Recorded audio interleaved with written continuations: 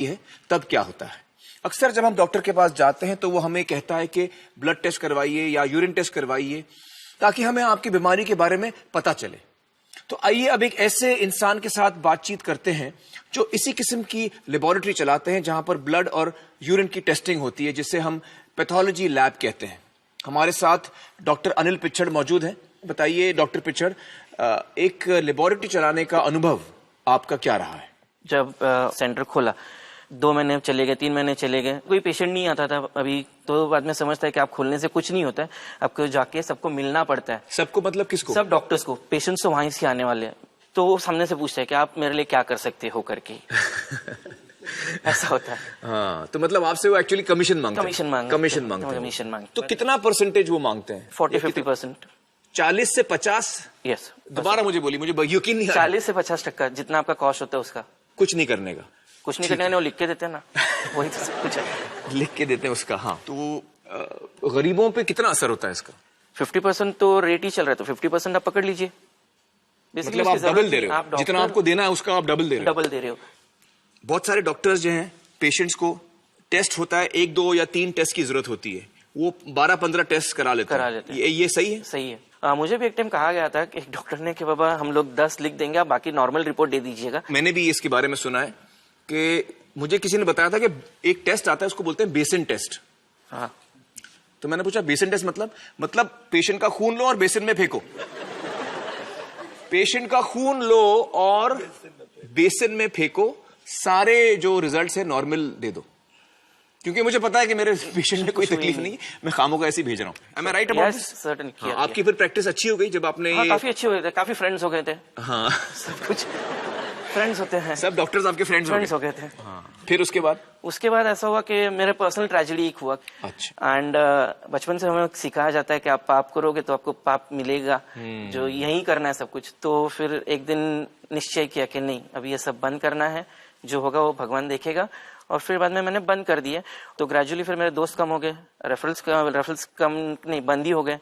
तो पहले जो मेरे पेशेंट्स रिपोर्ट लेके जाते थे सब एक्सेप्ट होते थे, आज मेरा लैब का जो रिपोर्ट रहता है वो देख के कचरे के डिब्बे में फेंका जाता है। तो वैसे होता था। फिर बाद में पेशेंट्स आके काफी झगड़ा भी करते थे। हम लोग उसको यही समझाते थे कि मेरी मशीनरी वही है, मेरे रिएजेंट्स वही है, मेरे टेक्नीशियंस वही है, मेरे पैथोलॉजिस्ट वही है, नथिंग हैज चेंज। सिर्फ एक ही चीज बदली है कि जो मैं पहले 100-150 रुपए लेता था तो मैंने आज 50 रुपए में मैं सीबीसी करता हूँ, क्योंकि आपको किसी को देना नहीं है, कमीशन देना नहीं है, तो वो डायरेक्ट फायदा पेशेंट्स को जा रहा है। बाद में माउथ टू माउथ पब्लिसिटी हो जाती है। मैंने काफी बोर्ड भी बाहर डिस्प्ले किया है। कोई लैब डिस्प्ले नहीं करता अपने रेट्स बेसिकली। आपने ये भी बोला बोर्ड पे कि मैं कट नहीं देता हूँ? मैंने मेरे रिसेप्शन के वहाँ लिखा है, मेरे पैम्पलेट्स के वहाँ, कि हमारे यहाँ किसी को कमीशन नहीं दिया जाता है करके। वाह, क्या बात। क्लियरली। अभी आपकी प्रैक्टिस अच्छी जा रही है, लोगों को भरोसा एक दफा हो गया और वो आपके पास आ रहे हैं। आपका लैब टेस्टिंग कहाँ कराते हैं आप? सेंटा क्रूज ईस्ट में। Santa cruise east. तो मतलब आपका जो टेस्टिंग लैब है वो मेरे घर के काफी नजदीक है, और मैं आपका नंबर लेना चाहूंगा ताकि मेरी जितनी टेस्टिंग हो वो आपके लैब में हो।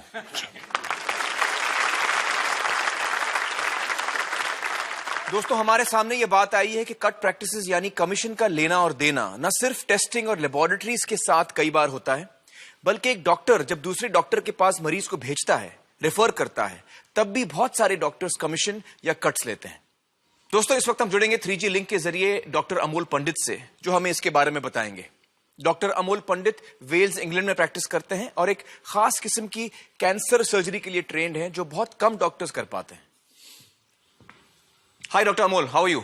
Very well, thank you. How are you doing? Thank you so much for joining us. मुझे बताइए कि आपने अपनी पढ़ाई विदेश में की, उसके बाद आपने हिंदुस्तान आने का फैसला किया, तो यहां आकर आपका अनुभव क्या रहा? वहां आने के बाद पहले कुछ ही दिनों में बहुत निराशा हुई। जब मैं अपने कलीग से मिलने गया, जो मेरे साथ पढ़ने वाले डॉक्टर थे, उनको जब मैंने कहा मैं आया हूँ और मैं इस तरह की सर्जरी यहाँ पे करना चाहता हूँ और अगर आपके पास पेशेंट हो तो प्लीज रेफर करिए, तो उन्होंने कहा कि हम तब तक नहीं रेफर कर पाएंगे जब तक आप हमें जो आप फीस चार्ज करोगे उसका परसेंटेज नहीं दोगे। तो कितना परसेंटेज मांगते थे आपसे ये डॉक्टर्स? 30 से 50% तक मांगते थे। तो ये तो बहुत शॉकिंग बात है जी। अच्छा, और बड़े अस्पतालों में आपका क्या अनुभव रहा?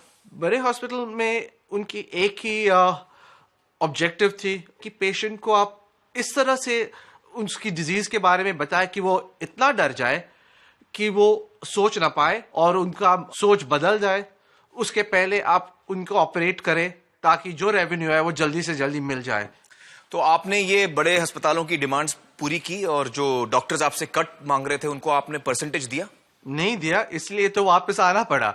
आप वापस चले गए और हिंदुस्तान में एक अच्छा डॉक्टर कम हो गया। चलिए, बहुत बहुत शुक्रिया डॉक्टर अमोल हमसे बातचीत करने का। Thank you so much. Thank you very much, बहुत शुक्रिया। दोस्तों, बहुत सारे लोगों के लिए एक ऑपरेशन करवाना उनकी जिंदगी भर की बचत खत्म कर सकता है। कभी कभी बच्चों की स्कूल की फीस पर असर होता है, कभी घर गिरवी रखना पड़ता है, कभी जमीन बेचनी पड़ती है। और ऐसे में अगर 30%, 40%, कभी कभी 50% खर्च ऑपरेशन में नहीं बल्कि कमीशन में चला जाए तो यह निहायत ही दुख की बात है।